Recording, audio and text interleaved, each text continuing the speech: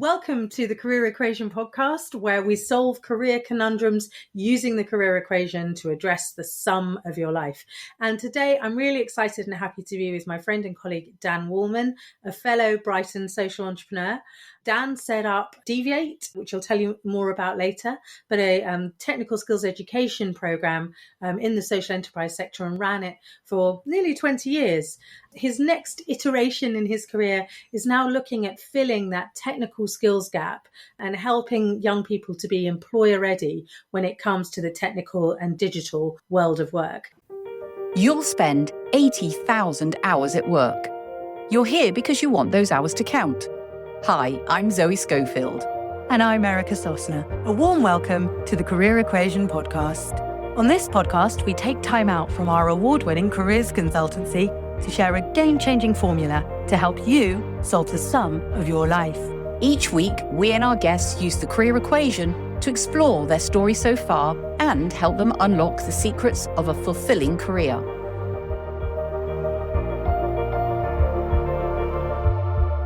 So in the career equation philosophy, we are interested today in finding out what's your conundrum, where are you at in relation to your career?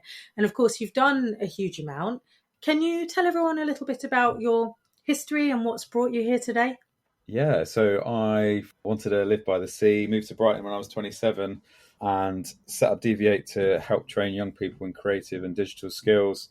It was a really exciting time, quite young obviously, and it was really exciting to run that, and I ended up running that for nearly 20 years. Left that business, it was time for a change in 2021, and went into doing some consultancy work, did a lot of work around skills, did a whole lot of research, met a lot of employers around that, wrote a number of deep dive reports into the sectors, and it led me down this path to set up TechNative. I could see a real gap and a real need for a different approach in skills in the tech and digital sector in particular. Really innovative, exciting sector full of different possibilities and fast-growing sector. So wanted to do something a little bit differently, and I've been leading that and building that over the last couple of years. Fantastic. There's a huge demand for technical skills, digital skills, but the sort of more formal, traditional ways of educating just aren't quite keeping up with that. And they're leaving both employers and talent with a bit of a gap and a bit of a problem. And that's really what TechNative is designed to solve, isn't it? In a much sprintier way than formal education. Definitely. I've always had this belief that all the knowledge you need sits with the employers, the people who are doing the work on the front line. Mm-hmm. And even with DV8, our whole approach was to get industry professionals into the classroom to, run, how to run a club night or how to set up your own record label. And so with the TechNative side of things, it's the same approach, but maybe a little closer to the workplace in terms of we're working with adults. The issues in tech, it moves so fast and it's developing so fast that it's really, really difficult for more standard educational models to keep up with the pace of change. Mm-hmm. So by the time a qualification would hit the classroom, it's already out of date. And a teacher who hasn't worked in the industry for a couple of years or 5 years or 10 years would find it really, really difficult to know how the industry's changed without that contact. Mm-hmm. So really wanted to see how we could bridge that gap by building this really industry-led model where employers are kind of co-designing, building, leading on, and funding at the moment, the whole thing. So it's really, truly industry-led, so people are getting the right skills that they need to go into the workplace. And you've just run your first bootcamp, so that's effectively like your first pilot, and you're getting some really good results from that in terms of talent that are now ready to go and employers are excited to engage with? Yeah, it's been brilliant to see the process that we're going through. As an MVP goes, it was quite a big one. So 16 weeks, full time. Yeah, these guys went on a learning journey. They were all from outside of the computer science kind of pathway. So a lot of career changes, mid-20s, early 30s kind of thing. Mm-hmm. Someone who'd worked in a publishing house, someone who was previously a bus driver, someone who was working in refugee services, a couple of people from a biosciences background and so on. So really like broad range of people, split of genders and backgrounds and all sorts of things. And they went on a really intensive 16-week journey to learn how to be software developers, bit of self-learning and a real focus on soft skills and project work and working in teams to deliver real things. So trying to get them really ready to move into jobs in tech.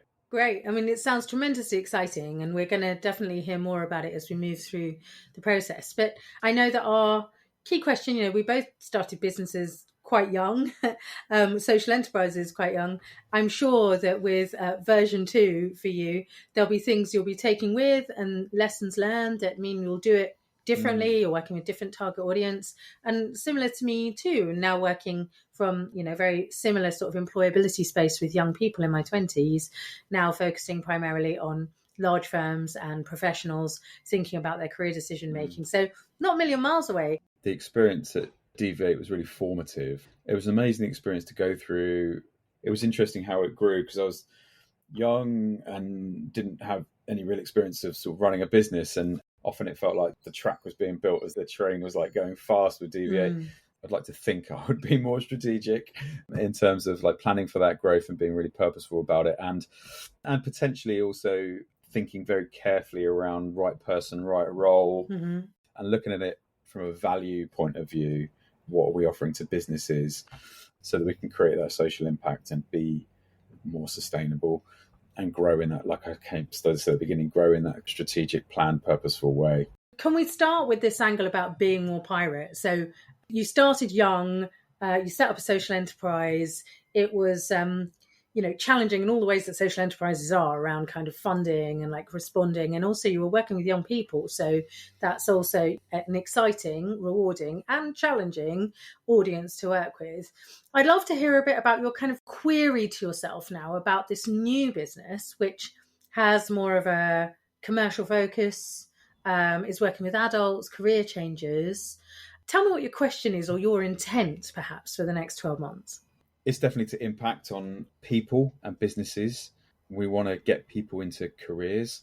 Yeah, I think it's about impacting on the local business community in Sussex by helping businesses find really talented people they wouldn't usually find or who wouldn't be coming through their door. More diverse, more women coming into tech, more diverse groups, opening up doors for people on the other side who could have a fantastic career but don't yet know all the opportunities that they've got. You asked about Be More Pirate. I think there's a book called Be More Pirate, which really fascinated me when I was in between, left DV8, wasn't sure what I wanted to do. And, it's essentially saying you need to break a few rules. You need to not be afraid to make some good trouble, to try and challenge the status quo where things aren't working. The metaphor about pirates was that they were actually, purveyors of social change. They were fighting being press ganged into the Navy. So they're seen as pillaging and robbing and whatever. But actually they were fighting against a different sort of corrupt regime trying to make a better life for themselves and others. And they had all this kind of social equity on the boats, and they had a clear code that they all ran to. They had split power structures and all this kind of stuff. They paid social welfare to people who had, if a pirate lost an eye, they'd pay their family. So in many ways, they were purveyors of kind of what actually got worked into democracies. You need to, at times, stage a rebellion. Say, this isn't right, this isn't working. And actually, if you kind of take that in a business sense, it's about being prepared to set sail without a map. If you believe in your mission and you want to create social impact, you're going to have to go out there and kind of make it happen and try and learn lessons from the pirates about how they form themselves and set sail, not knowing exactly where they were going to go. Yeah, so a sort of pirate-led, social impact-driven business solving a problem locally. All sounds good stuff. So let's see how the career equation model might be able to give you some insight and steers around that. And briefly, the equation works like this. It says that thriving in your career is all about playing to your strengths, your natural aptitudes and gifts. And we're going to dive into what those were and how you found out about them and how you've pursued them. Applying those skills and gifts to something you care about, something that matters to you. And I think we've already got a sense of you as both a kind of active, creative person, dynamic person, but also someone to whom it matters that you're getting results and, bringing education to people. So we're going to explore that in a little bit more depth.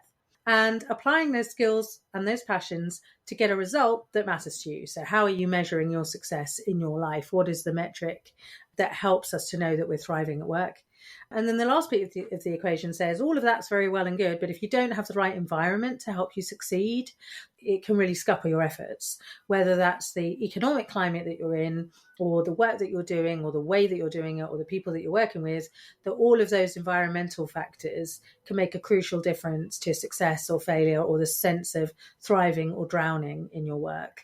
And so as much as possible, we want to know what those are and play to those, and to create and co-design careers that really match that. To that end, let's do our first dive, which is I'd love to know your first moment where you really got the sense that you were using a natural set of skills that came naturally to you and you realized that you were good at it. I guess to put it in context, I grew up in a household where my dad had left school without any real qualifications and had trained himself and had gone out and started his own business, selling office stationery and all this kind of stuff. But he'd set himself up and was running his own business. And I'd seen him do that. And my mum always worked in kind of support work. So she was a lay visitor in prisons, working to make sure disabled people had access and so on. So I had this joint community side from one side and kind of business side from the other. And I really feel like I, wanted to do something differently. I mean, I'm not claiming like when I was a kid, I was doing any crazy stuff, but I wanted to earn some pocket money. So I kind of like made a load of flyers and sent them down the road saying, I'll wash your car and all this kind of stuff. I was just trying to make something happen. Did you get any hits? Yeah, I did, but I was rubbish at it. It took me about 3 hours to wash a car. So I quickly gave up. But I had this idea that like I wanted to put something out there and I wanted to get something back. I think what I feel is one of my strengths is being able to sort of bring people into an idea and get people excited about doing something cool. Mm-hmm. Let's do this cool thing. Like it'd be great. It'd be really, really exciting if we did this. We got young people doing club nights. Why don't you teach them? So it took me a while to work out what I was going to do. I worked in care work for a bit, mm-hmm. but I think it was probably, when I started working with the training programs, working with creative people and just coming up with ideas that really sparked in me. You can basically come up with a good idea. If it has impact and it gets people excited and it helps people, mm-hmm. you can pull people together to do this. And there's a way. Yeah, it's always about people and getting people bought into a vision, mm-hmm. and knowing that if you get the right energy, you can achieve really interesting stuff. How can we all be more pirate? How do you know how to create social impact? As two social entrepreneurs, we can tell you that the only way to get started and learn about this is to begin. Dan talks about the idea of an MVP, a minimum viable product, or what I call pilot the micro version. How might you explore stress testing, setting up on your own, and testing the idea's viability? Most of all, if it's a social impact project, give real thought to how you will monetize the work. Who has the resources to pay for it if the end user does not? And could you sell to one audience in order to support and subsidize another? Yeah, and it's definitely clear that from an early age you had that sense of initiative and gung-ho, have a go, right? Kind of like, let's just see what we can make happen. And then, as you said, you combined an interesting curiosity about other people and how you rally people around an idea. So it sounds like these are kind of fundamental skill sets and pleasures also in our, in your character that have been very rewarding to exercise and get better at over the years. Yeah, I think that's true. I look at things and I get frustrated when I think, why is this happening in this way when actually, why is no one doing this? We could do this differently, and trying to break the mold a little bit and do something a little bit different. DV8 was definitely an outlier in sort of skills sector. I was an outlier in network meetings where there was people a lot older than me in suits, and I was kind of in my jeans and what have you. But yeah, just trying to make good trouble. I love that phrase. That's my favorite phrase out of the Be More Pirate book. Disruptive, definitely. Disrupt, yeah. And the classic entrepreneurial, there's a problem to be solved. It's being solved badly or not at all. How can I fix that? Yeah. I'm guessing that also fed into things that you feel passionate about and things that really gave you a great buzz in the work that you were doing. So can you give us an example of a moment in time where you were really loving what you did? Where is that sense of, wow, this is good trouble? Where have you seen that happen? I always loved our end of year events where we'd get all the young people performing, we'd show all their films and the parents would show up. a lot of these young people had not a positive experience in school and had often been seen as sort of troubled or trouble or branded as they're not going to do this, that or the other. And then they come to DV8, they'd be treated with respect and care. And I'm not saying people don't in school in general, but a lot of young people hadn't had a positive experience. And we took a different approach to them, and often they would really blossom. And, it was great seeing parents come along and then get all the applause for the work that they'd done all year. And I often didn't see, because I wasn't in the classroom and, my job was to run the business, the teachers got all the fun stuff, doing the music and making the films and doing all the cool stuff, whereas I was making sure the funding was coming and the monitoring was right. But actually seeing the young people perform and getting gatherings, I love that. And also, like Christmas dues with the staff and all this, where when people come together and celebrate and have a point where they kind of say, yeah, we did that, that's probably where you get that kind of warm glow feeling, as well as many other kind of small wins and sort of achievements working with young people. And, just recently the TechNative first bootcamp, seeing we only work with a small group of 9 people, seeing these guys go through this experiential process, come out the other end. We had a graduation party. We invited all our industry supporters along. We had about 60 people in a room. It was great. Having people coming together to sort of reflect on what's been done really motivates me and always leaves me feeling better about all the hard work and all the challenging times and everything else. Yeah, and I think that the pleasure and sort of animation you describe of like people for whom education didn't work, and for so many people that's the case because it's such a narrow realm the way that education is currently constituted, and to be able to give them an experience of education where they realize this really works for me and I am more than capable of being educated, of discovering things for myself and making something happen. I think that turnaround is so powerful. It reminds me when you speak, I watched a documentary about phonics, kids learning to read. And there's some kids like quite late down the line in primary school who still hadn't mastered it. And they went through this process and it was all the kind of journey the school went on. It was all a bit of a nightmare trying to convince everyone to do it. The teachers were really cynical.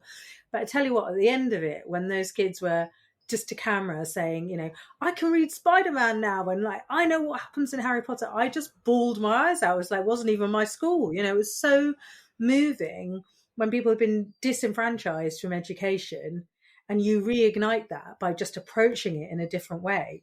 There's nothing wrong with them. There's something wrong with the way that you're approaching it. And I think DV8 was a really great example of that, great alternative way of thinking about how to educate. Completely agree with that. And I loved my time at DV8. It reached its end. As these things do. Yeah. After 20 years. Yeah. I needed a change. I guess I've always been motivated by people and seeing the change that can be made with people. And I believe the education system is at the moment not geared towards the individual, especially at senior school level. I think you see organisational stress. I don't think there's a great environment to either work and teach in or learn in. And you need to be more personalised and think about more the learning journey and experiential side of it. It's so hard to be personalised and teachers work so hard, but they're within a system that I think everyone would agree is it's not working on a number of levels. It's hard to, within that system, change things. Yeah. So that's partly why I place myself outside of that system to try and change things a little bit. And, TechNative is meant for everybody, but you have to be, really close to work to be ready to go through the TechNative journey. So in that sense, it's quite different to what DV8 was doing, but no less valuable, and it's doing its thing in a different area. It's getting results, it's having impact. So the third piece of the equation is diving into moments and stories where you really knew that something mattered in what you'd done. Can you tell us a bit more? I expect that there's probably a bit of an overlap. I'd love to hear about a moment where you made a difference, either to an individual or to an organisation, indeed, as a result of the work that you did. Well, I think just recently with TechNative, we worked with 2 sponsor companies, Certain and Dab Apps in Brighton, who wanted to recruit new developers onto their team, and they sponsored us as a bootcamp to train up a group specifically for their roles. And they recruited 3 people out of the 9 that we trained. For those 3 people, it's been really life-changing, because I know without TechNative, they would not have been getting those jobs. And one of them in particular gave up a really well-paid job in publishing, took a big risk in coming on the boot camp, not working for 4 months while she was on the boot camp. And then it paid off because she got into one of the jobs that they had. It's been really life-changing for those guys. Brilliant. For the businesses, they said this was the best group of interviews. They said on any given day, any one of them would have been top of an interview group. For the guys who didn't get the jobs, they're much more employable now, and we're reaching out into the tech community to find them work as well. I think seeing those guys get jobs is the start of a whole new life. That's been hugely rewarding. Yeah, I can imagine. And what a good win-win, for the organisations. They've got the kind of exceptional calibre of talent, and we're delighted by who they got to choose from. And each individual has had that huge acceleration in a relatively short period of time compared to formal higher education to really transform and reignite their career with a new set of skills. I think that's a wonderful story to be telling, and definitely something that I'm sure other organisations will be keen to get involved in. Leaders, what are you doing to future-proof your talent pipeline? To what extent are you feeling comfortable and confident about where the next generation of talent is going to come from? Many of our client firms have been proactive about their outreach to educate the next generation about the roles and opportunities in their sector, and to use the career equation to increase their exposure to skills and projects that your work entails. Consider how you might take ownership of the education for your next generation instead of waiting for higher education to catch up. I actually really believe in the bootcamp model of learning, that you do this intensive learning and you can learn as much as you can in a degree in a really short space of time. Again, not doing down the academic side of learning across a degree sort of period, but the experiential work-related skills. You can learn them in an intensive period through boot camps, and software development is so complicated as well. I mean, I'm not a coder. Quite blows my mind the level of detail that the information they have to take in a short space of time. You talk there about environments that are conducive to learning and accelerating learning. And of course, the final piece of the equation that we're going to dive into is environments that work for you and don't work for you. So I'm quite curious to know, in your insights and experience as now a serial entrepreneur, what have you garnered about the things that bring the best out of you and the things that really don't work?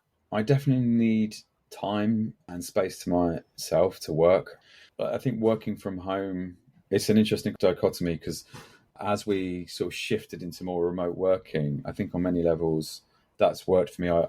I'm not so good in a loud, noisy office with lots of distractions. I'm quite easily distracted. On the flip side, I also need to be amongst people. And like I've said earlier, I draw my energy from being around people and sharing successes and wins with people and collaborating. I need to be able to withdraw from where there's noise, people, distractions, information coming at me left, right, and centre. And I need to be able to sort of work to my own terms. Probably why I've set up my own businesses, so I can work in my way. Your way. Yeah, I wouldn't want to, oh God, it would drive me mad to be sort of locked into having to be in a certain place 9 to 5 at this. I think I need to be able to shape it according to sort of what I need at that time. But conversely, when I've worked at home for too long a period, you start to Groundhog Day and you need people around you. So I've actually found a nice balance. I work at Plus X, which is a shared, an innovation center, but with shared sort of workspaces. Really love going there. You can sit there and just, you don't have to talk to anyone, but you're just around people. So if there's too much going on, I find it incredibly hard to concentrate, focus on work. And I do.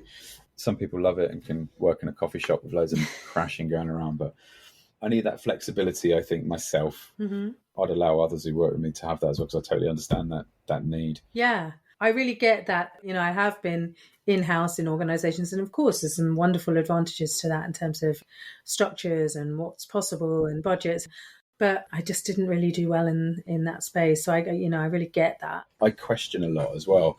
And so that's okay if I'm questioning my own stuff, but yeah, it's not always welcome in a large organisation. It's always welcome, with a CEO of another organisation. Even if it's, ultimately for well-intentioned and for the benefit, sometimes it's really doesn't make you popular, and that's hard too, isn't it? Not everyone wants a pirate in the office or whatever. Like a hiring in the corner.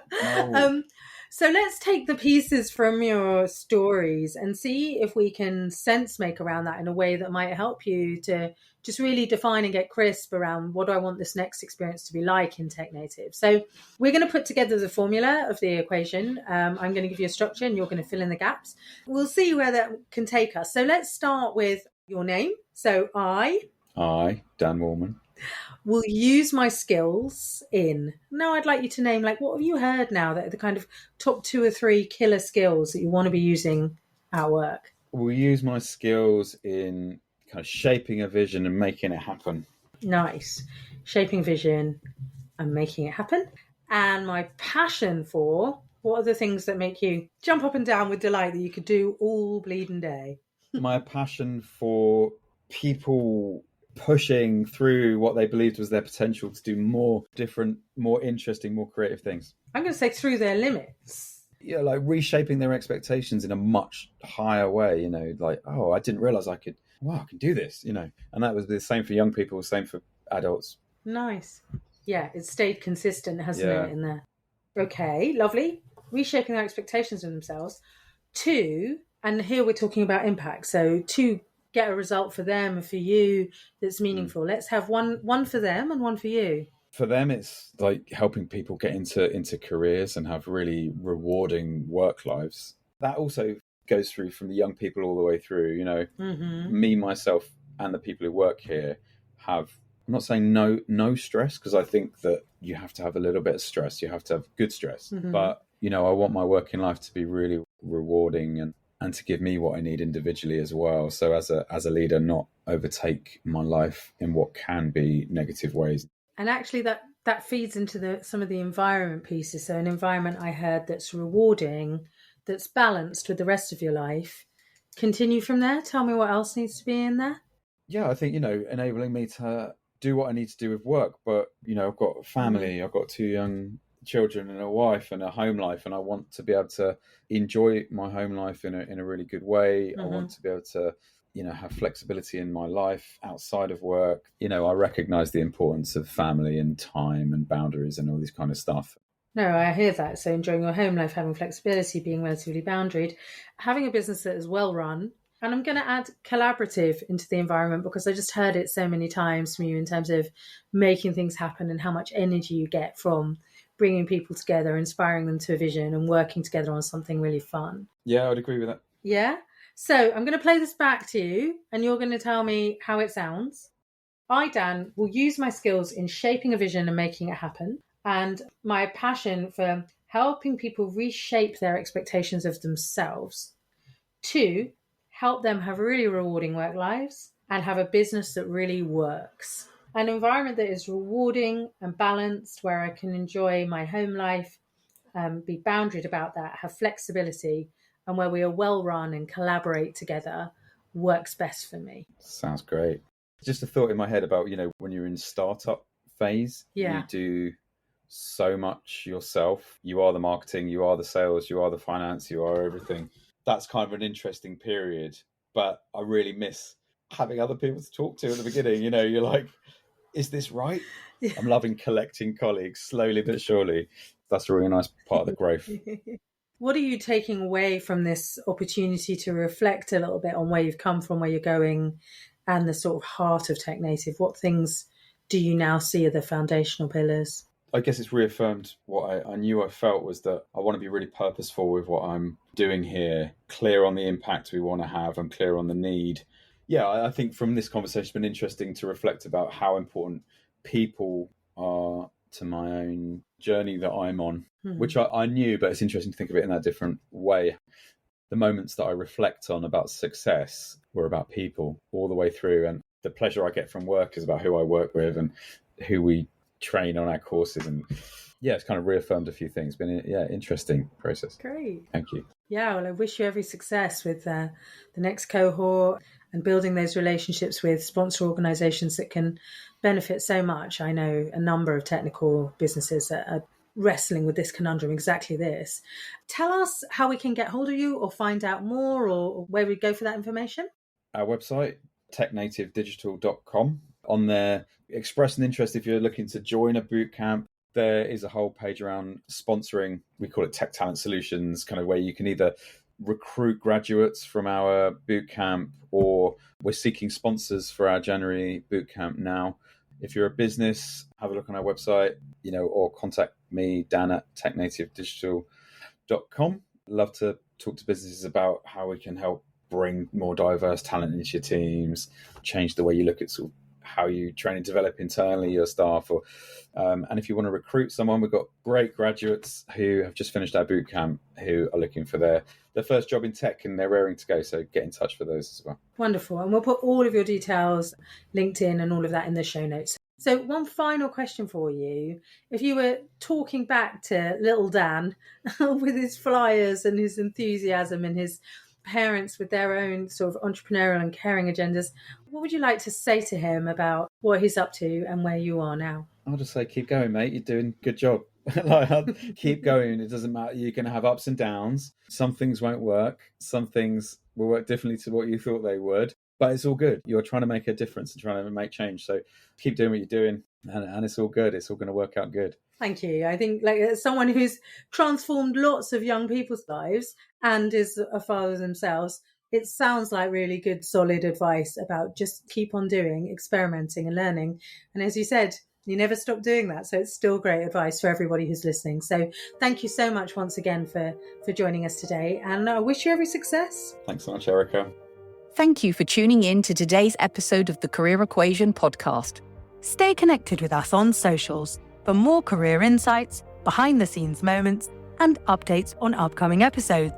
And if you'd like to work with us, visit the Career Equation website or click the links in the show notes. Remember, the Career Equation isn't just a podcast, it's a journey towards unlocking your full potential, enjoying your life, and doing remarkable stuff.